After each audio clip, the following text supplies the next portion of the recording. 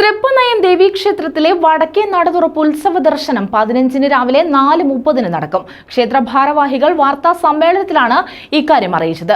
പുനരുദ്ധാരണത്തിന് ശേഷം മൺമറഞ്ഞുപോയ ആചാരാനുഷ്ഠാനങ്ങൾ പുനരുജ്ജീവിപ്പിക്കുന്നതിന്റെ ഭാഗമായാണ് വർഷത്തിലൊരിക്കൽ വടക്കേ നട തുറക്കുന്നത്.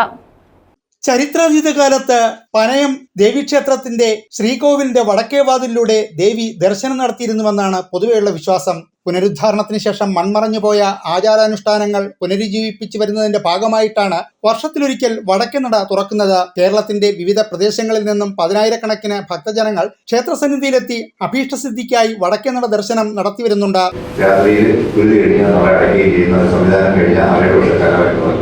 കേരളത്തിലെ വിവിധ ഭാഗങ്ങളിൽ നിന്ന് ധാരാളം ഭക്തജനത്തും വലിയ ഒരു ആഘോഷമാണ്. ആ ആഘോഷത്തിന്റെ ഭാഗമായിട്ട് ഈ വർഷം ഡിസംബർ 15-ാം തീയതി രാവിലെ 4:30 മണിക്ക് ക്ഷേത്രം മന്ത്രിയുടെ പ്രത്യേക പൂജയോടുകൂടി 4:30 മണിക്ക് ക്ഷേത്രം തുറക്കും, വടക്കേ നട തുറക്കും.